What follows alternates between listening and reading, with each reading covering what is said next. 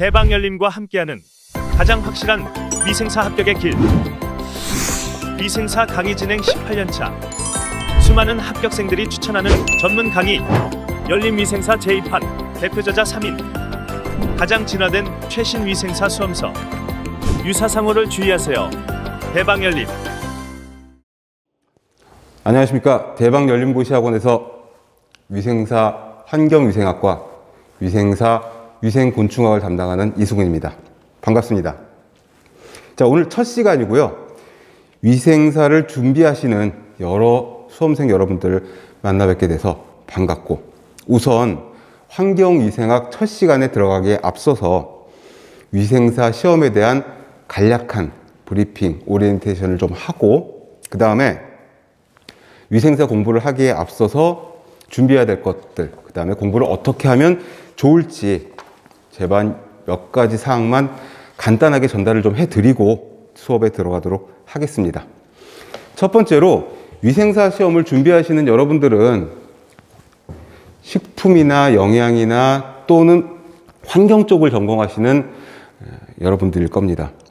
그래서 위생사 과목이 시험 과목이 5과목이 있는데, 재미나는 것은 뭐냐면 필기와 실기 과목이 있다는 거죠. 그래서 처음 시험을 접하시는 분들, 초시생들 같은 경우에는 실기가 있다면 도대체 이게 뭔가 궁금해 하시는 분들도 굉장히 많으실 텐데, 위생사 시험에서의 실기 과목은 그 자리에 앉아서 필기시험을 본 후에 같이 보는 똑같은 필기시험입니다. 그런데 왜 실기라고 해놨느냐? 여기에는 위생사 실무 업무에 필요한 그림, 사진 또는 도표, 이쪽 문제가 필기시험 문제로 출제가 돼요. 그러니까 같은 시험인데 실기라고 이름 붙인 것은 이런 문제이기 때문에, 그래서 어떤 응시생들은 나는 필기보다 실기가 훨씬 더 쉬웠어 하시는 분들도 있어요. 왜? 그림이나 사진은 직관적이기 때문에 보자마자 답이 나오는 경우들이 많거든요. 이렇게 나눠져 있어서 필기에 5과목이 있고, 실기는 말 그대로 실무 업무에 관한 내용이기 때문에 실기는 3과목이에요. 여러분들은 오늘 개강 첫 시간인데 저와 하는 과목이 2과목이거든요. 위생, 곤충이랑 그 다음에 환경, 위생이랑. 자, 이 2과목은 필기에도 들어가 있고 실기에도 들어가 있어요. 얘는 이렇게 가야 되겠구나. 굉장히 중요한 과목이죠. 왜? 필기, 실기 둘 다 60점 이상 득점을 해야지만 자격증이 나오는 시험이니까요. 필기 5과목 국가고시이기 때문에, 자, 이쪽에다 적겠습니다. 과락 40% 이상 득점을 해야 되고, 이거는 과목당. 그 다음에 총점에서 60% 이상 득점을 해야지 자격증이 나오게 되는 거죠. 최종 합격은. 실기는 3과목이 합쳐져 있어요. 3과목이 합쳐져 있는데, 자, 교재 잠깐 보시면 시험 안내라고 되어 있는 8페이지에 보시면 1교시, 2교시, 3교시 시험 시간표가 나와 있습니다. 시험 시간표에 보시면 1교시, 2교시가 필기 시험이에요. 그래서 법규, 위생관계법령 25문항, 환경위생학이 50문항, 문항수가 가장 많습니다. 그러니까 위생사 시험에서 가장 메이저한 과목이 환경위생학입니다. 저와 함께 잠시 후부터 볼 과목이고요. 그 다음에 위생곤충학은 필기에 30문제가 들어있고, 그 다음에 2교시에 공중보건학, 식품위생학이 각각 35, 40문제씩 들어있는데, 옆에 시험 시간을 한번 봐보세요. 이게 한 문제당 1분이 채 되지가 않아요. 풀 수 있는 시간이. 95분 동안 105문제를 풀어서 마킹까지 해야 됩니다. 또 2교시도 65분 동안 75문제를 풀어서 마킹까지 완료를 해야 돼요. 바쁘죠. 근데 오지선다야, 심지어는. 그러니 문제를 읽고 보기를 읽고 체크하고 OMR 마크 체크하면 끝나는 시간입니다. 그러니까 고민하고 왔다 갔다 쉽지가 않죠. 3교시는 다행히도 40분 동안 40문항을 풀어야 되는, 그런데 이 실기시험 40문항 중에 이 실기문항 40문항 중에 곤충과 환경과 식품 위생이 들어가 있는데 3교시의 실기시험에, 그런데 환경이 14문제고 곤충이 12문제예요. 그러면 나머지 식품위생이 14문제, 뭐 이렇게 되겠죠. 그래서 40문항입니다. 그러니까 요 40문항 요 세 과목이 합쳐진 실기시험에서 역시 60% 이상 맞아야 되는 거죠. 그래서 실기에 부담을 느끼시는 분들이 조금 있어요. 저는 수업을 할 적에 필기 과목과 실기 과목이 교재가 지금 따로 떨어져 있죠. 여러분들이 두 권을 다 가지고 계실 겁니다. 요 두 권의 책에서 필기에는 사진과 그림이 많이 없어요. 그런데 실기는 사진과 그림이 많이 들어가 있거든요. 그런데 이 곤충 환경이 필기에 있는 곤충 환경과 다르지가 않아요. 책을 보시면 아시겠지만 목차도 거의 같습니다. 그래서 필기 수업을 할 때, 오늘은 첫날이라 개념 설명이 많아가지고 준비를 안 했는데 다음 주서부터는 필기를 할 때 빔으로 실기에 있는 사진이나 그림들을 살짝 띄워놓고 손으로 짚어가면서 설명을 해드리면서 이해를 돕도록 도와드리겠습니다. 굉장히 많이 도움이 될 거예요. 그럼 무슨 소리냐? 필기 공부를 하면서 실기를 2번 보는 그런 효과가 나타날 겁니다. 자, 시험에 관한 내용은 보통 이 정도로 마무리를 하고요. 다시 8페이지로 돌아가서, 자, 첫 번째, 여러분들이 듣고 싶은 말 중에, 여러분들께 하고 싶은 말 중에, 위생사 시험은 과목을 봐서 아시겠지만 처음 보는 과목인 위생곤충학이 들어있어요. 법규나 식품위생들은 공중보건학은 좀 우리가 익숙한 부분이 없잖아 있는데, 환경위생은 사실 그래요. 환경 쪽을 전공한 학생들도 조금 내용이 달라요. 환경공학 쪽이 아니라 환경위생 쪽이기 때문에. 그리고 위생곤충학은 어떤 전공을 했건 간에 위생곤충학은 익숙하지 않아요. 두 가지를 말씀드리려고 해요. 첫 번째는 긍정적인 측면.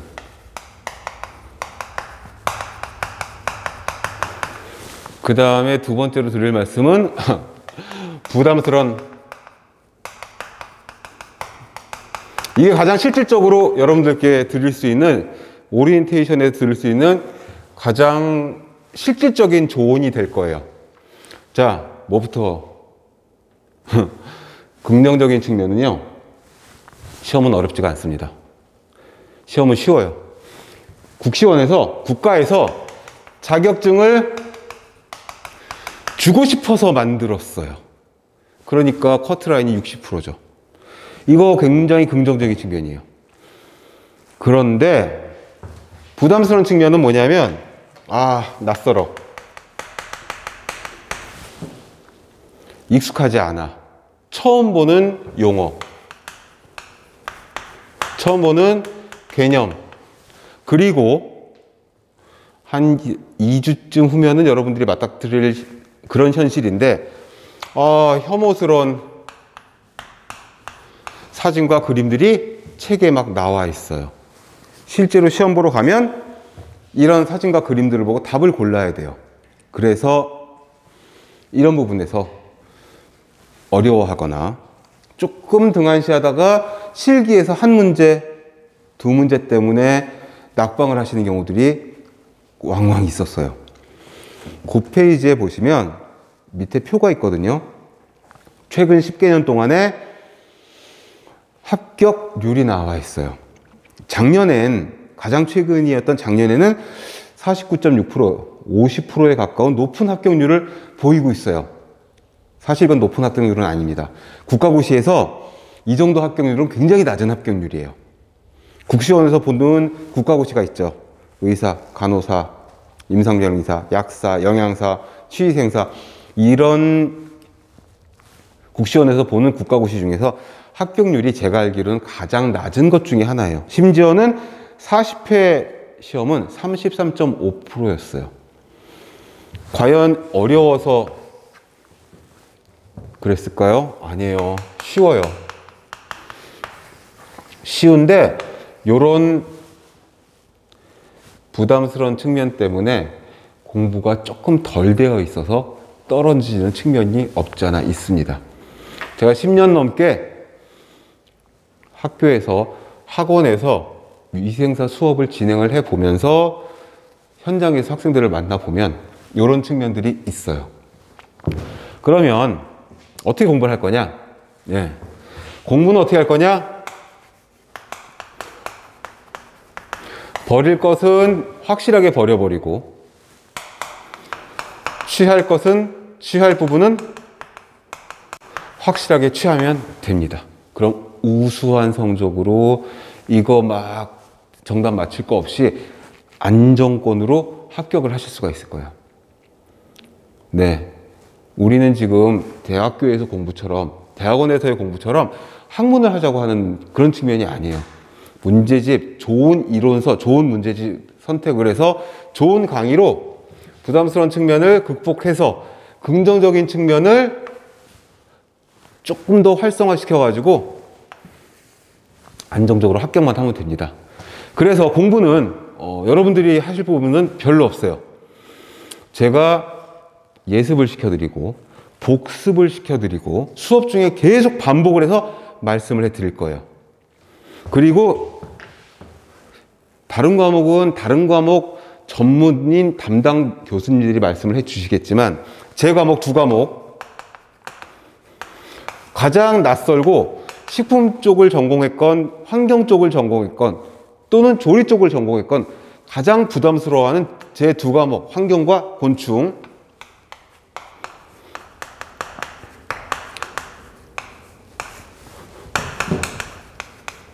이게 제일 중요한 부분이에요. 개념과 용어, 정의. 이것만 확실하게 꿰고 있으면 정말 쉬운 과목들이에요. 그 부분에 중점을 맞춰서 낯설고 혐오스러운 그림과 처음 보는 용어와 처음 보는 개념, 여지껏 살아오면서 듣도 보도 못한 그런 공부지만 아주 쉽게 반복해서, 반복에 이길 장사가 없거든요.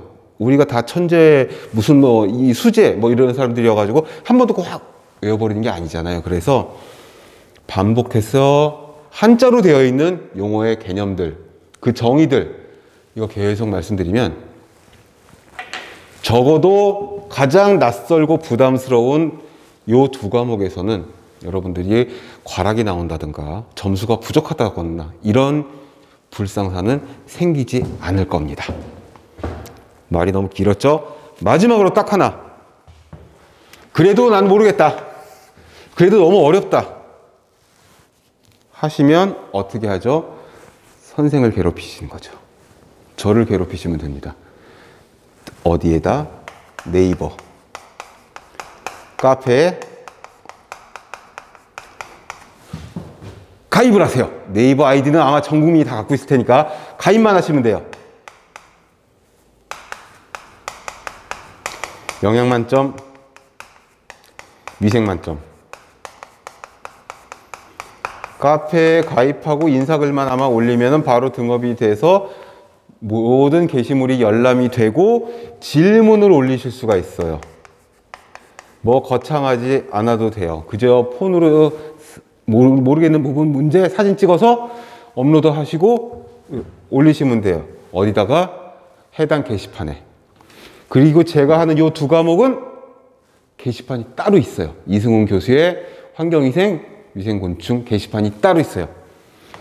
제가 하루에 한 번 이상씩 들어가서 답변을 달아드리고 있어요. 그러니까 무슨 말이냐면 공부하다 모르는 게 있으면 검색하지 마시고 여기다가 저한테 질문을 올리시면 제가 24시간 안에 답변을 달아드려요. 다른 과목들도 마찬가지입니다. 그래서 요약하면 첫 번째, 영양사 시험에 대한 개괄적인 내용. 다른 국가고시와 마찬가지로 과목당 과락은 40% 이상 취득해야지 과락이 안 되고 총점에서 60% 이상 되면 합격이다. 두 번째, 부담스러운 측면과 긍정적인 측면이 있는데 부담스러운 측면은 너무 낯설다. 너무 처음 보는 거다. 그런 만큼 어렵진 않아요. 그래도 어려운 부분이 있다면 제가 반복해서 여러 번 설명을 해드리겠다. 그리고 정말 안 되는 부분들은 어쩔 수 없다. 버릴 것은 버려버리고 취할 부분 확실하게 취하고 그래서 조금 스마트하게, 조금 영악하게 시험을 분석해서 공부를 하자. 그래도 힘든 부분은 나올 거다. 사람이니까. 다 개개인마다 공부의 베이스가, 기초가 다를 테니까, 전공이 다를 테니까, 공부한 시간이 다를 테니까, 집중력이 다를 테니까 그러면 카페에다가 질문을 올려서 해결을 하시라. 도와드리겠다. 24시간 이내에 답변이 달립니다. 그건 제가 여러분들께 약속드리는 부분입니다. 시험 끝날 때까지 여러분들이 합격해서 합격 수기를 우리 게시판에 자랑스럽게 올릴 때까지 우리 학원과 우리 영양사 교수진은 협조를 아끼지 않겠다라는 말씀을 드리고 이제 환경보건학 첫 시간, 첫 수업을 들어가 보도록 하겠습니다. 자, 교재, 필기교재 232페이지를 펼쳐주시면 되겠습니다. 잠깐 앞장을 볼까요? 앞장을 보시면 환경위생학 목차가 있죠? 예, 목차 1번부터 8번까지 나와 있어요. 이게 위생사 시험에서 가장 큰 비중을 차지하고 있는 환경위생학의 시험 범위가 되겠습니다. 뭐? 환경위생과 대기, 대기오염, 급수위생. 급수위생은 물입니다. 근데 무슨 물이냐? 먹는 물이죠. 급수는. 그 밑에 있는 수질오염은 버리는 물들 또는 우리가 수돗물로 만들고 싶은 물인데 그 물이 오염이 되면 안 되겠다. 그쪽 부분을 보는 거. 그 다음에는 물 받고 공기 받으니까 뭐죠? 예, 폐기물도 봐야죠. 그리고 폐기물에는 폐수도 있고 하수도 있고 이건 완전히 버리는 물. 그 다음에 환경은 그것만 들어가는 게 아니죠. 주택 환경도 우리가 처한 환경. 옷, 의복위생, 그 다음에 집합소는 학교라든지 관공서라든지 극장이라든지 또는 뭐 마트, 백화점 이런 데가 전부 다 집합소. 여러 사람이 모이는 곳은 집합소입니다. 그 집합소도 굉장히 위생에 철저해야 되겠죠. 그 부분. 그 다음에 우리가 집에서 학교에서 먹고 마시고 자고 이것뿐만 아니라 인생의 한 3분의 1에서 4분의 1을 허비하는 일터. 일터에서의 보건, 산업보건. 이거 굉장히 중요해요. 챕터 1부터 챕터 8 소독까지가 골고루 출제가 됩니다. 그리고 중요한 부분들은 딱딱딱딱 정해져 있어요. 그 부분에 제가 초점을 맞춰가지고 개념과 용어 그리고 정의를 알아야지 응용이 가능하거든요. 예를 들어서 위생사 응시생 중에 식품영양학과 졸업 예정자들이 꽤 많으니까 그쪽으로 예를 들어서 말씀을 드릴게요. 자, 칼로리의 정의가 뭐죠? 열량의 정의가 뭐죠? 이렇게 물어보면 그래요. 에너지요. 칼로리는 열량이요. 뭐 이렇게 말한단 말이죠. 칼로리의 정의는 뭐죠? 물 1g을 14.5도에서 15.5도까지 1도씩 높이는 데 필요한 에너지가 칼로리의 정의예요. 다른 걸로 예를 들어볼까요? 살짝 공학이나 이과 쪽으로 하자면 밀도의 정의가 뭐죠? 밀도는 얼마나 단단하고 촘촘하고 빡빡한가? 이건 설명이에요. 정의는 뭐죠? 부피분의 질량. 정의가 필요해요. 정의. 정의를 알고 있으면 응용이 가능해요. 그래서 이 세 가지를 꼼꼼하게 잘 보시면 어렵지 않은 과목이 환경위생학입니다. 왜? 주변에서 볼 수 있는 것들이니까. 다시 232페이지로 가서 이제 한 줄 한 줄 같이 보면서 어려운 부분들을 꼼꼼히 파헤쳐 보도록 하겠습니다. 자, 첫 번째, 환경위생의 개념. 자, 위생의 정의. 위생은 뭐다? 질병의 전염환. 전염은 옮기는 거죠. 질병 옮기는 거야. 다른 말로 요즘에는 감염이라고 해요. 감염. 전염환, 감염환은 뭐죠? 이 환은 다 한자 용어예요. 한자 용어. 환은 동그라미, 골이란 뜻이죠. 환은 링이란 말이에요. 링. 감염환을 끊는 거. 감염환은 뭐겠어요? 질병이 사람에게 옮는 거.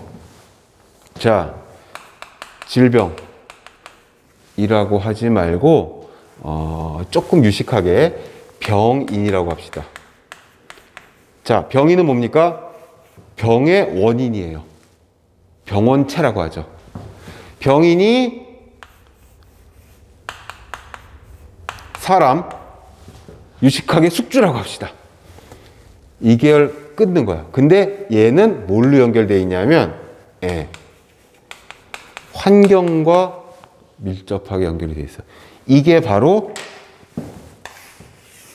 전염환이에요. 이게 바로 질병 발생의 3대 요소예요.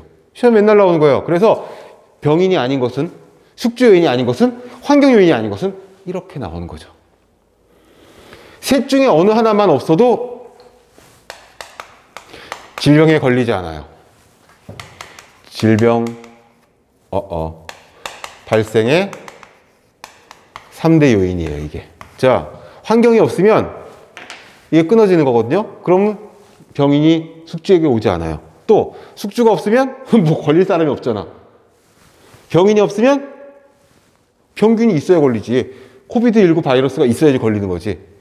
그래서 이게 3대 요소예요. 그거를 어떻게 제거하거나 관리하자. 그래서 질병을 예방하자. 첫 줄은 바로 그 얘기예요. 완전 쉽죠. 이건 두 번 읽을 필요 없어요. 이해했으면 그냥 끝난 겁니다. 자, 두 번째, WHO 세계보건기구에서 환경위생을 정의했어요. 역시 비슷해. 신체, 건강, 생존, 여기에 영향을 끼칠 질병을 일으킬 수 있는 그런 가능성, 이런 것들을 다 통제하자, 컨트롤하자. 통제가 뭐예요? 코비드19 바이러스가 중국에서 시작을 했어요. 그래, 화낼 사람이 있을지도 모르니까 다른 걸로 합시다. 에볼라 출혈열이 있어요. 에볼라 출혈열은 1급 감염병이에요. 치명률이 굉장히 높아요. 걸리면 죽을 확률이 높단 말이지. 에볼라 출혈열이 아프리카, 콩고 이쪽 지역이 있어요. 가끔씩 확진자가 나와. 근데 그걸 연결해주는 환경, 올메와서 한국으로 비행기 타고 오는 사람, 또는 물건에 그 에볼라 바이러스가 묻어가지고 한국으로 오거나, 이 환경이 끊어져 있으면 병에 걸리지 않아요. 바로 그런 거죠. 그거를 컨트롤하자 이거야. 어떻게 컨트롤하는 거죠? 어떻게 통제하는 거죠? 검역을 하고, 그쵸? 체온 같은 걸 체크하고, 요즘엔 어떻게 하죠? PCR 검사 같은 것들 통해 가지고 격리 조치를 하고. 3번으로 가겠습니다. 환경의 분류. 환경은 어떤 환경? 자, 우린 이거에 대해서 하는 거니까. 환경 요인이 어떤 게 있느냐? 거기 뭐라고? 자연적과 사회적 환경. 자연적 환경은 뭐겠어요? 결국에는 여기 나와 있는 것처럼 생물학적인 환경, 물리화학적 환경. 기후라든지 토양이라든지. 기후가 덥거나 습하거나 그러면 감염병이 많겠죠. 그쵸? 미생물이 벌레가 많을 테니까 걔네들이 옮길 수 있는 질병이 많잖아요. 이런 게 자연적 환경이에요. 근데 사회적 환경이 재밌어요. 사회적 환경은, 사회라는 게 뭡니까?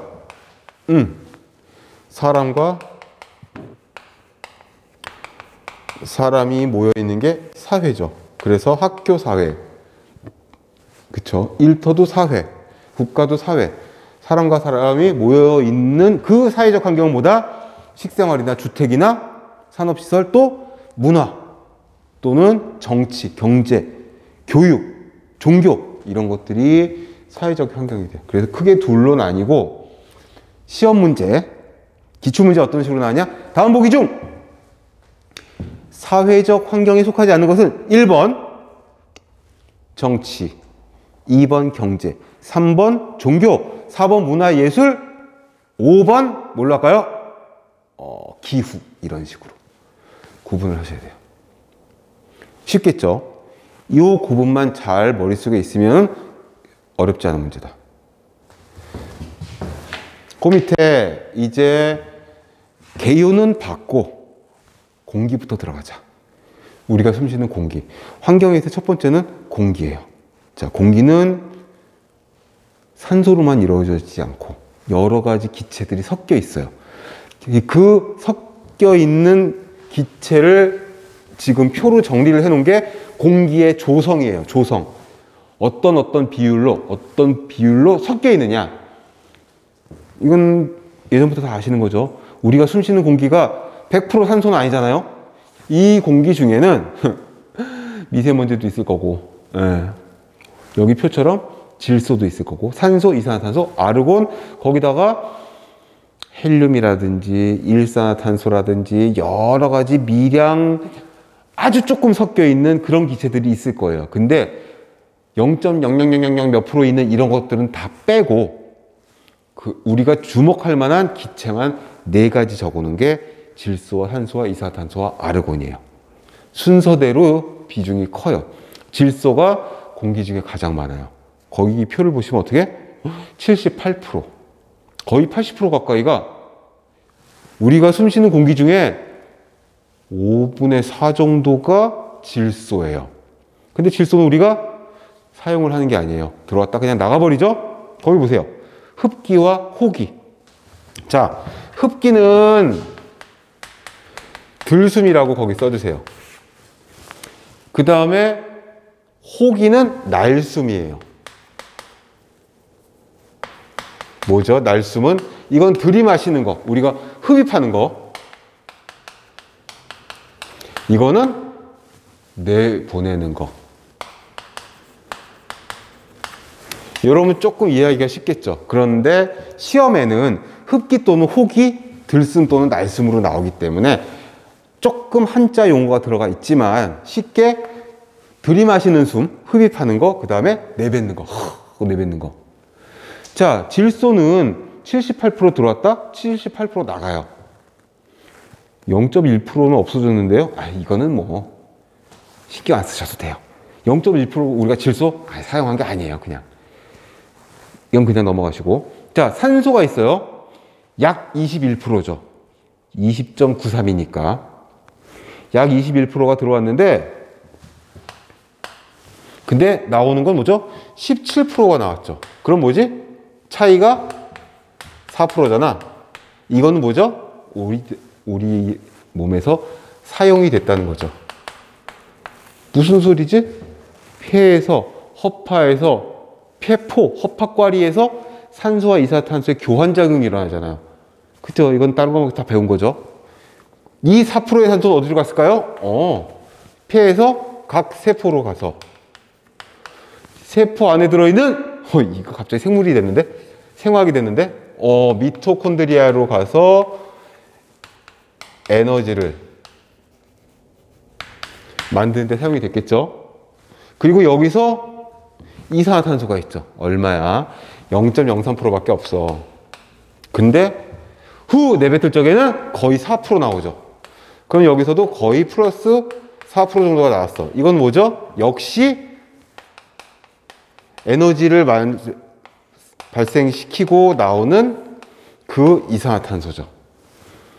왜 이렇게 길게 설명하느냐. 이 쉬운 걸 이 작년 시험에 나왔어요. 기출문제 찾아보시면 아시겠지만 작년 시험에 나왔어요. 그러니까 어떻게? 용어가 조금 어려울 수 있지만 내용 자체는 쉽다. 그렇게 되는 겁니다. 자, 우리 교재 보시면 색깔이 2가지 색깔로 돼 있고 쭉 넘겨보시다 보면 기출 이렇게 되어 있는 부분들이 있어요. 이게 여지껏 누적 분석된 그 기출 문제들을 토대로 해서 많이 나오는 파트에다가 기출이라고 도장을 찍어 놓은 거예요. 이 파트는요, 작년에 나왔어요. 그리고 3, 4년 전에도 출제가 됐었어요. 체크를 해주시면 좋겠고, 그리고 이제 232페이지에 있는 요 표만큼 중요한 거, 아니 사실은 표보다 더 중요한 게 233페이지 맨 위에 있는 공기의 자정작용입니다. 여기는 중요 표시를 꼭 해두세요. 형광펜 막 촌스럽게 막 되게 눈에 잘 띄는 게 있다면 그걸로 표시해 놓으셔야 돼요. 요 1장에서 가장 중요한 부분 중에 하나예요. 이론도 많이 들어가 있고 그리고 출제도 많이 돼 있는 그런 부분이에요. 자, 그럼 하나씩 볼게요. 쉽게 가보겠습니다. 공기, 지금 우리가 공부하고 있는 이 공기, 질소와 산소와 이산화탄소가 주로 섞여 있는 이 공기가 자정작용을 한다는 거예요. 자정은 뭐죠? 스스로 깨끗해진다는 거죠. 스스로 깨끗이 정화가 된다는 뜻입니다. 스스로 정화가 돼. 공기가 스스로 정화가 되는 작용을 한다는 거죠. 왜? 공기는 눈에 보이진 않지만 어떻게? 되게 넓은 면적을 차지하고 있으니까. 여기서 불을 좀 피웠어. 연기가 막 나왔어. 근데 어떻게 되죠? 금세 없어져 버리죠. 사실 없어지는 건 아니고 넓게 퍼진 거죠. 이따만한 큰 수조에 깨끗한 투명한 물이 들어있는데 잉크를 한 방울 떨어뜨렸어. 티가 나나요? 쫙 흩어져서 안 보이죠? 그게 첫 번째의 자정작용이에요. 희석. 그 유해 성분이 파란 잉크가 연기가 없어진 건 아니지만 너무 연한 농도로 희석이 돼버린 거죠. 그걸 첫 번째 공기의 자정작용이라고 이야기를 해요. 희석은 다른 말로 확산이라고 써도 돼요. 넓게 퍼진다는 뜻이죠. 어떤 용어가 나와도 공기의 자정작용이라고 볼 수가 있는 겁니다. 두 번째, 세정작용이 있어요. 세정은 깨끗하게 씻는다는 거죠. 공기를 어떻게 씻어? 비가 오면, 눈이 오면 수분이 하늘에서 땅으로 내려오면서 그 중간 공기 중에 있었던 먼지라든지 가스, 나쁜 물질들을 흡착을 시켜서 바닥으로 떨어지죠. 그러면 물론 바닥은 더러워지겠죠.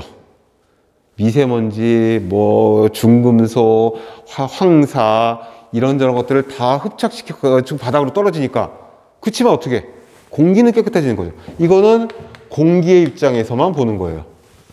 바닥은 더러워질 수 있고 그 물이 흘러 어디로 가? 강으로 가고 바다로 가서 수질오염이 될 수도 있어요. 그러나 우리는 공기의 입장에서만 지금 보는 거예요. 공기의 입장에서만. 그래서 공기의 자정작용에 세정작용이 있어요. 씻어주는 거지, 공기를. 또 세 번째는 뭐죠? 산화. 산화는 화학 반응을 말하는 거죠. 화학 반응을 말하는 건데 공기 중에 어떤 유해물질, 어떤 미생물, 병원성 물질 뭐가 있건 간에 공기 중에는 아까 봤다시피 공기 중에는 질소가 있고 산소가 있고 여러 가지 것들이 있었어요. 이산화탄소, 아르곤 이런 거 있었잖아요. 그 중에 산소가 뭘 하냐 하면 산화작용을 해요. 산화작용. 예를 들어서 우리 많이 쓰고 있는 산소계 표백제 이런 것들, 옥시 어쩌고 하는 것들, 표백, 산화, 악취 제거, 살균 이런 작용들을 해요. 뭐가? 산소만 하느냐? 산소로부터 만들어질 수 있는 과산화수소가 있죠. 과산화수소는 이렇게 쓰는데 이거 소독약으로 많이 사용을 했었던 거예요. 아직도 쓰고 있는 데가 있죠. H2O2는 강력한 산화제예요. 그러니까 소독과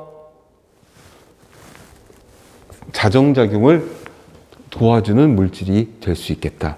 근데 그것만 있느냐? 공기 중에는 이거는 산소 2개짜리잖아요. 산소 원자 2개짜리가 산소 분자가 된 건데, 산소 원자 3개짜리도 있죠. 오존.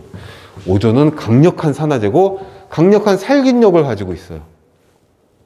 그래서 이런 것들이 공기 중에 있을 수가 있거든요. 왜? 우리는 산소만 생각하지만 공기 중에는 질소, 산소, 아르곤, 뭐 이산화탄소 이런 것들이 주된 거지만 그 외에 이런 것들도 만들어질 수가 있어요. 왜? 공기 중에는 공기만 있는 게 아니라 햇빛도 있고 온도도 추운 데 있고 더운 데 있고 바람도 있고 여러 가지 조건들이 있기 때문에 얘네들이 만들어질 수가 있는 그런 상황이 되거든요. 근데 얘네들이 자정작용을 도와주는 역할을 한다는 거죠. 자, 빠르지 않게 차분히 나가고 있는데 그래도 야, 이쪽 계통은 난 들어본 적이 한 번도 없어, 이렇게 생각하시는 분들이 꽤 있거든요. 괜찮아요. 복습 자료가 다음 주에 나갈 거고 제가 계속적으로 수업 중에 반복해서 알려드릴 거예요. 그러면 좀 자신감이 생기나? 그럼 문제 한번 풀어볼까? 문제 풀다 모르겠어? 카페에 올리시면 도움이 되겠죠. 그 다음에 뭐가 있냐? 살균작용이 또 있죠. 살균. 말 그대로 자정은 더러운 걸 깨끗하게 한다는 거니까 이물질, 중금속, 황사, 이런 미세먼지 이런 것만 있는 게 아니라 균도 있을 수가 있죠. 균. 그거를 죽이는. 지금 이 화살표가 뭐겠어요? 그치. 선. 태양으로부터 내려오는 자외선. 이놈의 자외선이 보라색, 바깥, 그래서 울트라 바이올렛 이런 뜻이거든요. 자외선이. 이 자외선이 살균을 도와주죠. 가장 쉬운 예로 예전에, 지금은 거의 안 하죠. 먼지가 많으니까. 예전에는 도마나 행주 같은 것들을 깨끗하게 씻어서 볕 좋은 날 햇빛에다가 이렇게 널어서 말렸어요. 그게 일광소독이라고 하는 거죠. 일광소독. 일광에는 뭐가 있어서? 자외선이 있으니까. 자외선은 우리가 보는 보남, 파초, 노주, 빨, 여길 가시광선이라고 하죠. 태양빛이에요. 전부 다 태양빛인데 태양빛에는 가시광선이 들어있고, 빨간색 바깥쪽은 빨간색이 적색이니까 적외선이에요. 그거를 다른 말로 IR이라 그래요. 인프라레드. 또 보라색 바깥쪽은 보라색이 자주색이니까, 아무튼 자색이니까 자외선이라고 해요. 얘는 울트라 바이올렛. 그런데 너무 갑자기 많은 정보가 들어가는 것 같지만 요게 환경위 생각하는 동안 여러 번, 한 5번 이상 반복이 돼요. 그러니까 지금은 그냥 TV 드라마 보듯이 그래 하고 있다가 여러 번 나오면 저거 전에 본 것 같은데 제가 저 얘기 또 하네? 저걸 또 그리 입고 있지 제가? 그럼 서너 번 반복되면 이제 그때는 아실 거예요. 이 광선은 파장이 각각 달라요. 그래서 가시광선의 파장은 보통 400에서 800 사이에요. 단위는 나노미터예요. 자외선은 400에서 10 나노미터 사이에요. 나머지 숫자는 그렇게 중요하지 않아요. 그런데 요 10에서 400 사이인 이 자외선의 파장 중에서 265 나노미터 정도 되는 파장의 자외선이 살균력이 가장 뛰어난 걸로 돼 있어요. 식당에 가면, 단체급식소 주방에 가면, 또는 수술실이나 미생물 실험실의 클린 벤치나, 암튼 공기를 좀 살균해야겠다고 싶은 그런 시설이나 장소에 가면 자외선 등이 있어요. 살균 등이. 그 자외선 살균 등은 요 265 나노미터 부근의 자외선을 쪼여서 균들을 죽이고 있어요. 햇빛에는, 태양빛에는 이게 섞여 있어요. 그래서 공기를 살균 깨끗하게 할 수 있는 공기의 자정작용을 도와주고 있지요. 자, 어렵지 않습니다. 한 줄 한 줄 너무나 중요한 부분이고 시험에 잘 나오는 부분이기 때문에 한 줄 한 줄 같이 보고 있어요. 그 다음에 마지막 아니죠. 5번째 교환. 교환은 뭐냐면 보통 공기가 깨끗하다고 하는 건 뭐냐면요. 우리 입장에서 보는 거죠. 자, 물이 깨끗하다고 하는 건 다 사람의 입장인 거예요. 그렇죠? 미꾸라지나 미꾸라지한테 물어본 적이 없으니까 그냥 말을 알아듣는지 모르겠는데 아무튼 미꾸라지는 흙탕물에서도 잘 살죠. 더러운 물에서도 잘 사는 그런 생명체들이 있거든요. 걔네들은 우리가 봤을 땐 더러운 환경이지만 걔네들한테는 굉장히 좋은 유익하고 건강한 환경일지 몰라요. 그러니 환경이든 위생곤충학이든 깨끗하다, 살균이다, 자정작용이다, 이건 전부 우리 입장이에요. 우리가 주인공이니까, 사람이, 숙주가. 공기가 깨끗하다는 건 무슨 뜻이냐면 공기 중에 산소가 많고 이게 많고 이산화탄소 기니까 CO2를 쓸게요. 얘가 적은 환경, 얘가 많은 환경. 이게 우리 입장에서는 좋은 환경이죠. 그러니까 산에 가서 공기 좋은 날 산에 가서 산은 나무가 있고 숲이 있으니까 산소 농도가 높다 그러잖아요. 그럼 우리가 상쾌함을 느끼는 거죠. 똑같아. 교환은 뭐냐면 이산화탄소하고 산소가 교환을 해서 산소량이 많아지면 깨끗해진 거다. 우리가 그렇게 생각하는 거예요. 이 일을 해주는 게 뭐냐면 녹색 식물들의 이파리에 있는 엽록소죠. 다시 말하면 녹색 식물의 광합성을 통해서 공기가 스스로 깨끗해지는 거다. 이렇게 설명을 할 수가 있다는 겁니다. 이 부분을 잘 보셔야 돼요. 이 부분이 시험에 여러 번 나왔어요. 어떻게 나왔느냐? 이 부분을 교환으로 안 하고 여과로 바꾼 거야. 그러면 착각할 수가 있어요. 녹색 식물의 이파리가 이산탄소와 산소를 교환해 주는 게 아니라 여과시켜 가지고 그랬나 봐. 이파리니까 잎이니까 이거 아니에요. 절대 아닙니다. 이거 나오면 절대 아니에요. 이 여과는 물의 자정작용. 근데 아무튼 여기서는 잊어버리세요.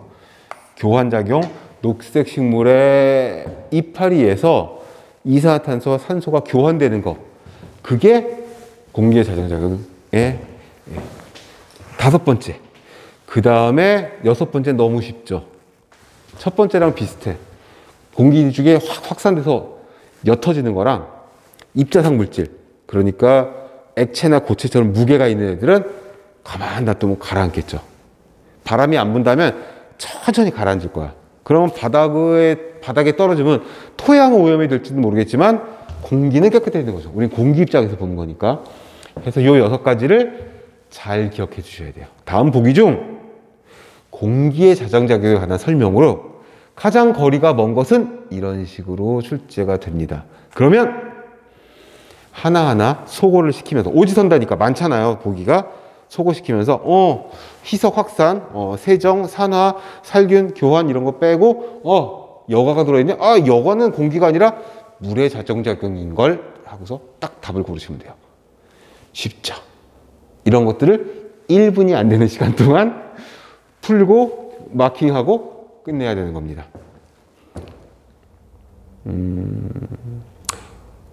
이렇게 말씀을 드리면 너무 시간이 촉박한 거 아니야? 싶으시지만 그렇지 않아요. 제가 위생사 시험을 2번을 봤는데 한 번 떨어져서 2번 본 게 아니라 2번 다 합격을 했어요. 근데 또 어떻게 하다가 2번을 보게 됐어요. 제가 굉장히 옛날 학번이기 때문에 국시원에서 전산화가 되기 전에 대학교 졸업 때 한 번 보고 그리고 나서 2006년이었나?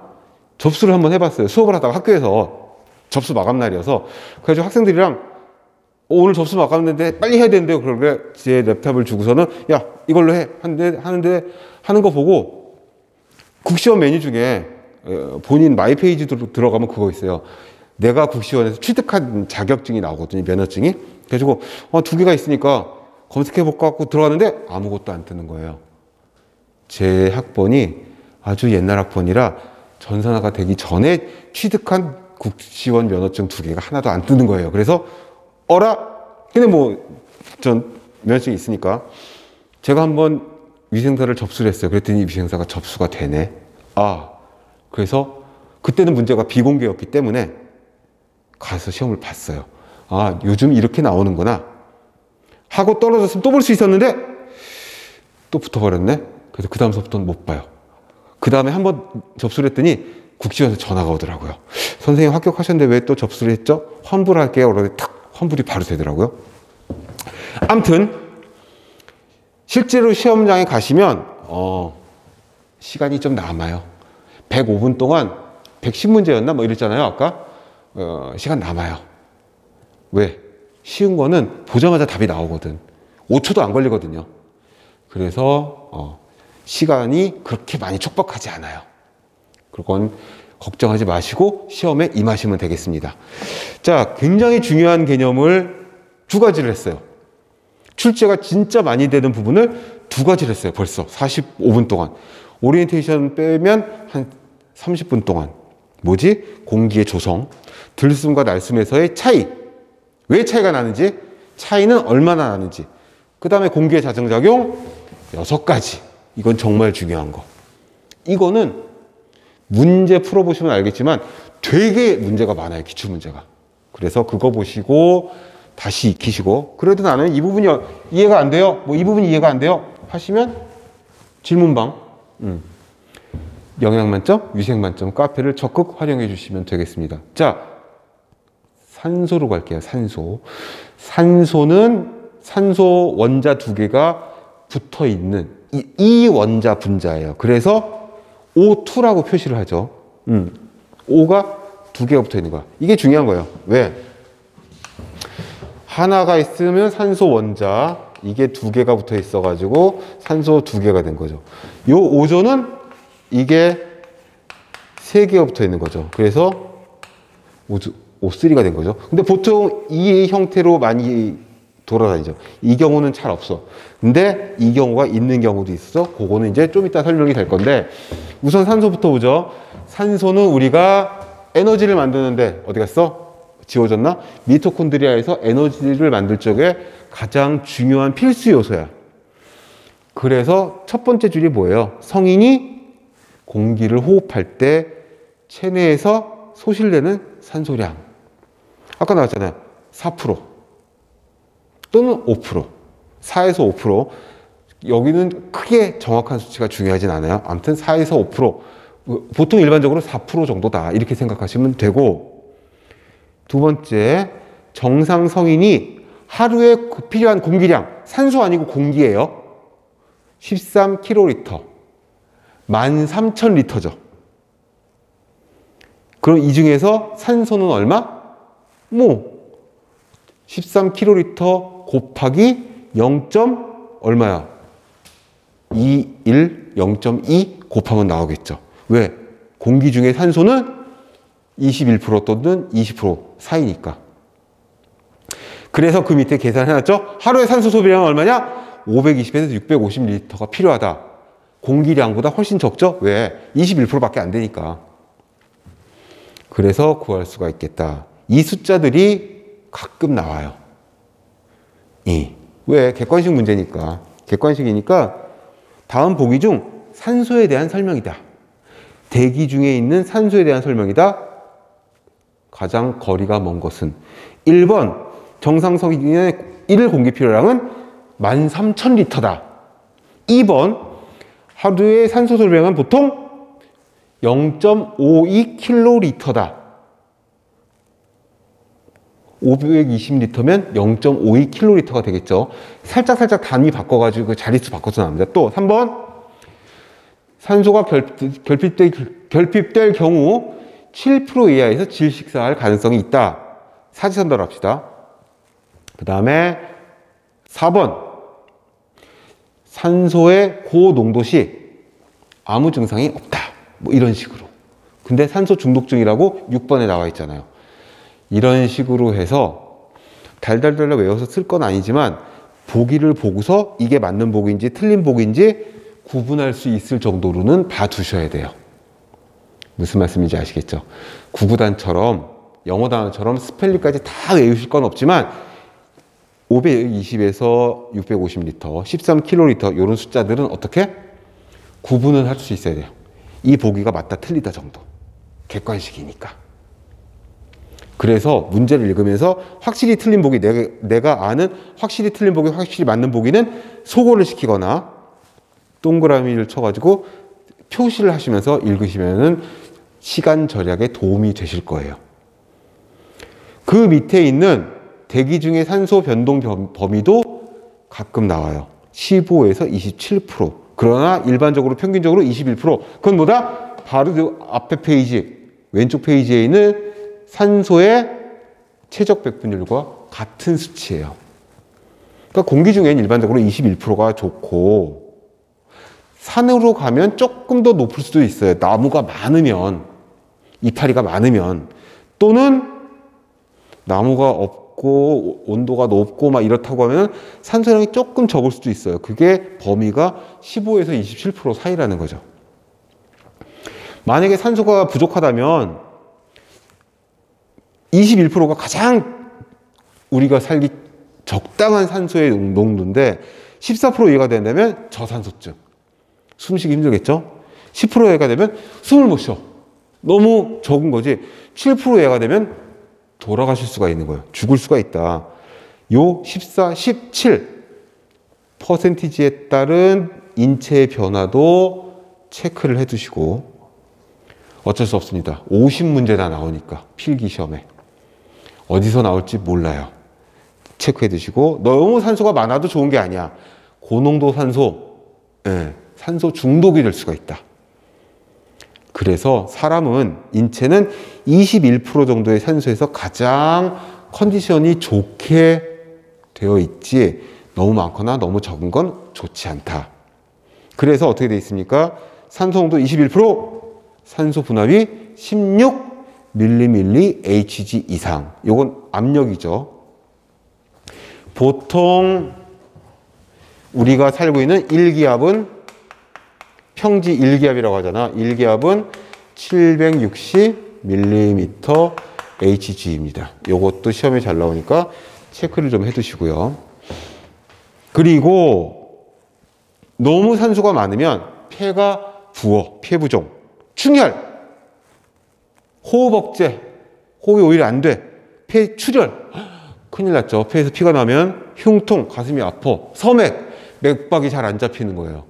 이런 증상들이 산소가 너무 많아도 생길 수가 있다. 그러니 이 부분들을 우리가 꼼꼼하게 잘 체크해서 공부를 해둬야 시험 문제에서, 이건 어려운 파트가 아니거든요. 이런 문제가 나왔을 적에 잘 풀 수가 있겠다. 잠깐 쉬었다가 233페이지에 있는 질소, 이거 질소 중요하거든요. 질소에다 일단 중요표 표시해 두시고 잠시 쉬었다가 들어와서 진도를 이어나가도록 하겠습니다.